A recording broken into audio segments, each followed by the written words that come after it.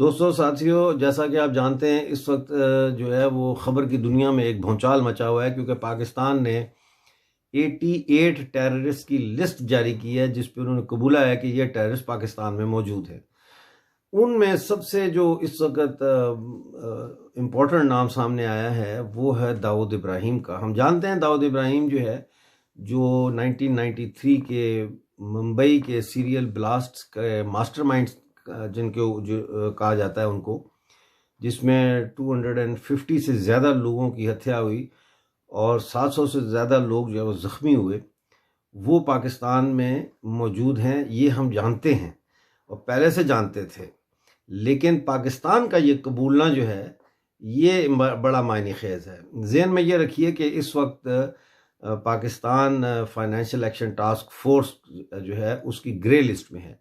Financial action task force जो है ये एक ऐसा इदारा है या ग्रुप ऑफ कंट्रीज़ है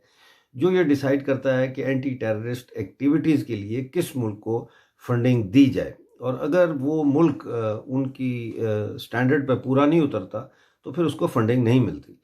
तो पाकिस्तान का जो है, आप जानते हैं हर मुल्क का एक मोटो होता है। पाकिस्तान का मोटो जो है वो ये है कि पैसे के लिए कुछ भी करेगा।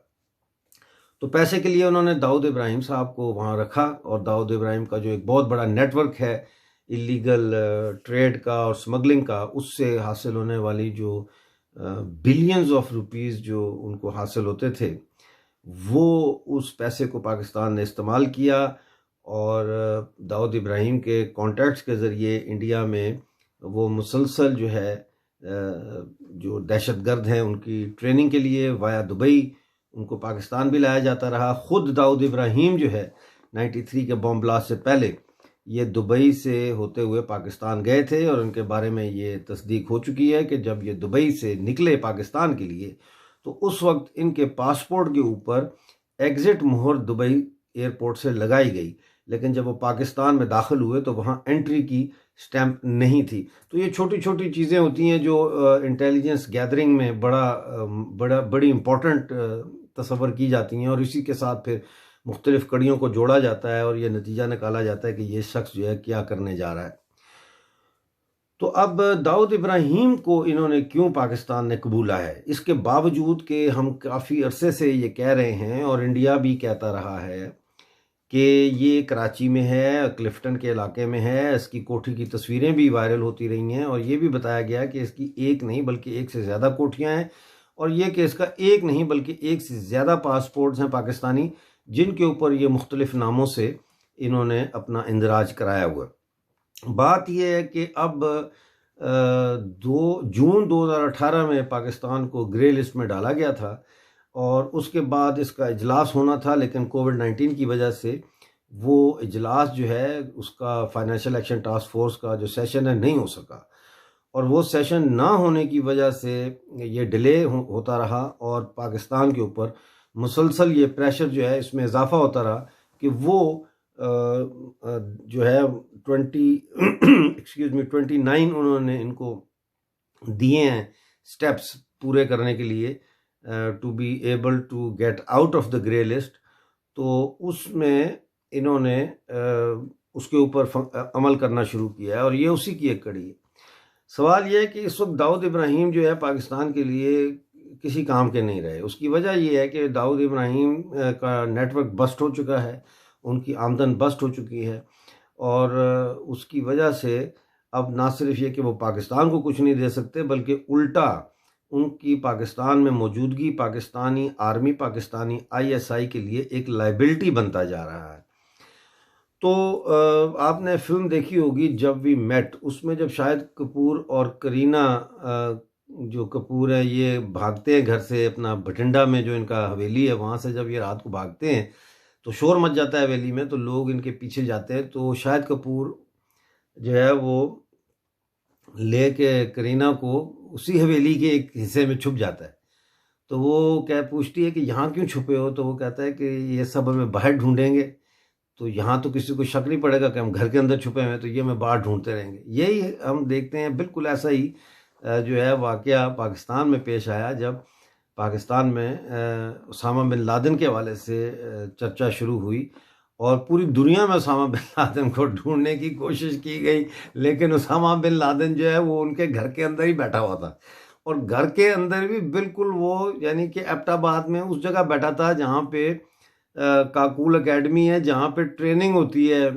इनकी फौजी ऑफिसर्स की, उससे के बराबर में जो बिल्डिंग्स हैं उनमें से एक में वो मौजूद था। यानी इन्होंने उसको अपनी प्रोटेक्शन में आईएसआई और फौज ने रखा हुआ था। और जब ये इतनी बड़ी लाइबिलिटी बन गया उसके लिए पाकिस्तान के लिए, तो ऐन मुमकिन है कि पाकिस्तान ने खुद ही जो है टिप ऑफ किया हो अमेरिकन को और बताया हो कि भाई हम तो ये नहीं कर सकते, तो आप ऐसा करें कि अपने हेलीकॉप्टर भेज के तो इस जगह पे वो छुपा हुआ यहाँ उसको मार दें। बहरहाल ये तो क्या असर आई हैं। लेकिन 1993 के जो मुंबई ब्लास्ट हुए थे, जिसमें 250 से ज़्यादा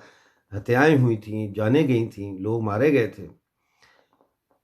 पाकिस्तान के इस इकबाल के बाद, इकबाल होता है कि एक्सेप्ट करना यानी कबूलना, इस कबूल करने के बाद कि इब्राहिम जो है वो पाकिस्तान में है, इंडिया को अब चाहिए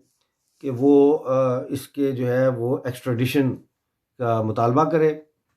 और इसको पाकिस्तान से भारत लाया जाए। दाऊद इब्राहिम और बाकी जो लोग हैं इनके ऊपर मुकदमात चलाए जाएं। मसूद अज़हर को भी जो है वो भारत के हवाले किया जाए और ज़कीउर रहमान लखवी को भी भारत के हवाले किया जाए और हाफिज़ सईद को भी भारत के हवाले किया जाए, क्योंकि इन्होंने जो दहशत गर्दियाँ की हैं वो भारत के अंदर की और ये भारत के अवाम के मुजरिम हैं। लिहाजा इनको पाकिस्तान ने अगर वाकई ये साबित करना है कि वो आतंक के ख़िलाफ़ है, वो आतंक को ख़त्म करना चाहता है, तो फिर इन दहशत गर्दों को फौरी तौर पर भारत के हवाले किया जाए और इन दहशत गर्दों पर भारत की अदालतों में मुकदमात चलने चाहिए और इनको करार वाकई सज़ा दी जानी चाहिए। इसी तरह मेरा ये कहना है कि जो लोग मरे हैं 250 से ज़्यादा लोग जो मरे हैं मुंबई अटैक्स में 1993 में, पाकिस्तान जो है वो लायबल है कि उनको वो कंपनसेशन दे। पाकिस्तान लायबल है कि उनकी फैमिलीज़ को जो है वो पैसे दे। इसी तरह जो 700 से ज़्यादा लोग ज़ख्मी हुए हैं, कुछ लोग तो 900 तक कहते हैं, मेरे पास फिगर दोनों हैं, 900 की भी है, 700 की भी है। तो ये जो लोग ज़ख्मी हुए हैं इनको भी पाकिस्तान जो है वो कंपनसेशन दे और अगर वो नहीं ऐसा करता तो फिर हम समझेंगे कि पाकिस्तान ने ये फाइनेंशियल एक्शन टास्क फोर्स जो है इसके मीटिंग जो है आने वाली है कुछ अरसे में, कुछ हफ्तों में, उसके दिखावे के लिए ये ऐलान किया है। दोस्तों और साथियों, ये जानना बहुत ज़रूरी है कि पाकिस्तान सिर्फ पैसे के लिए